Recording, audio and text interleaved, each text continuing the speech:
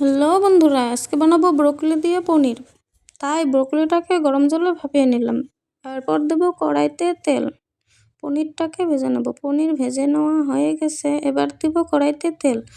আলুটাকে অল্প নুন হলুদ দিয়ে ভেজে নেব।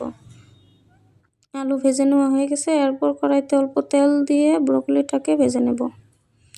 ব্রোকলিটাকে অল্প ভেজে নেওয়া হয়ে গেলে তারপর কড়াইতে তেল দিয়ে দেব।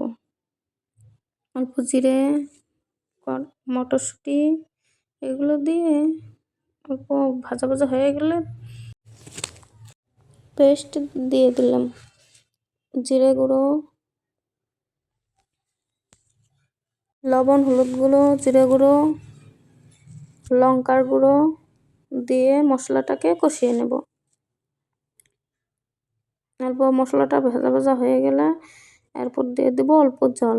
মশলাটাকে কষিয়ে নিয়ে ভেজে রাখা সবজিগুলো দিয়ে দেব।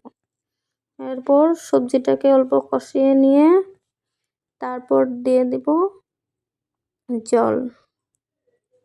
জল দিয়ে হয়ে গেলে জলটা ফুটে নিলে দিয়ে দেব পনিরগুলো দেওয়ার পরে তারপরে দেব ধনেপাতা দেওয়া হয়ে গেলে গরম মশলার গুঁড়ো। এরপর নিয়ে নিলাম। দেখো পনির রেসিপি কেমন হয়েছে কমেন্টে বলো, কিন্তু খেতে কিন্তু দুর্দান্ত হয়েছিল। Tata, bye bye.